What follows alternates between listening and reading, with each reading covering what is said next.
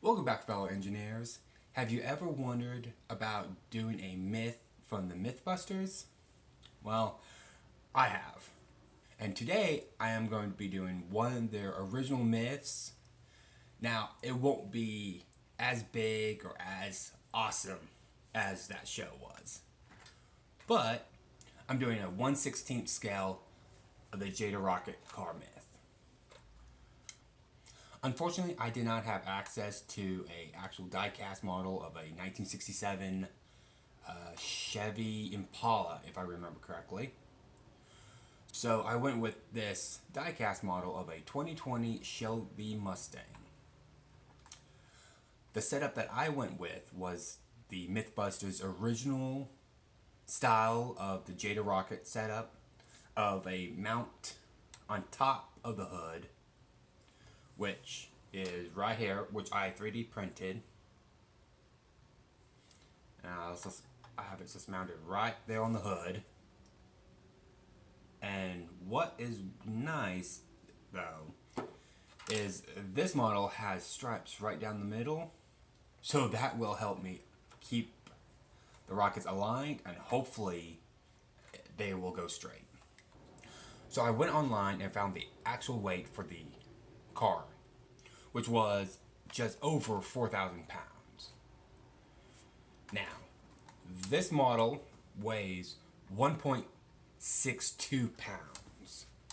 So after scaling it down, I found out that this model still would require to be 226.67 pounds to be scaled correctly. So I was like, let me take a look at the rocket motors. Well, the scaling didn't work there either. I'll put the math up here somewhere to show that doesn't quite work out, because a normal JATO rocket produces 1,000 pounds of thrust. And the motors that I picked out to use for this test was only 2.4 pounds of thrust. So, scaling for the weight didn't work, scaling for the thrust didn't work, and definitely scaling for both of them did not work. So, let's still do this, and it'll be completely inaccurate on scaling, but it will be still a very cool video, I think, and very fun to do. So, let's go out to the field and test it. So instead of having the overlay of the map earlier on, I thought I would post it here while I'm setting up the first test.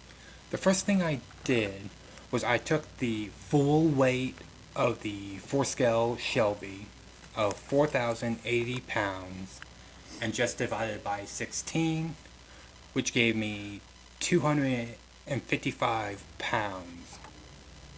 Now, when I took the weight of the model car and multiplied that by 16, I got 25.29 pounds. The next attempt of trying to scale was the rocket motors. I was basing the 1,000 pounds of thrust from the Smithsonian National Air and Space Museum of 1,000 pounds.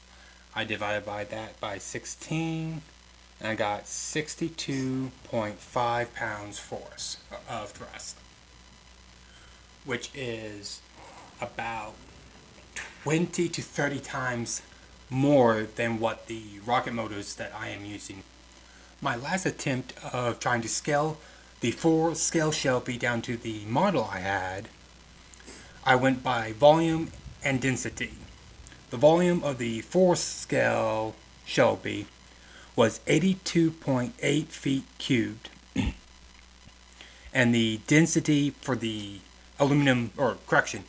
the steel frame was 502.84 pounds per feet cubed for the density of said material.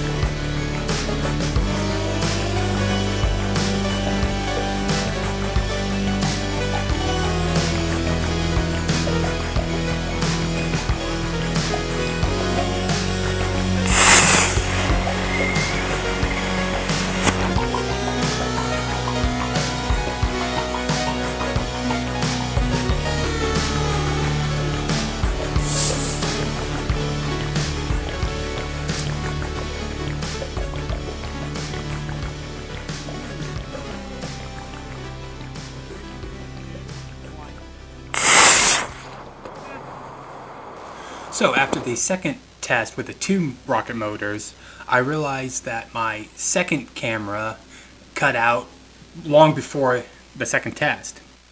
But here is some before and after video of the Shelby. Let's go over the numbers for the 1 rocket motor over the distance of 3 feet. It was 18 milliseconds. So to calculate the velocity, it's 3 feet divided by 0.018 seconds, which gives us 166.66 feet per second, which translates into 113.63 miles per hour.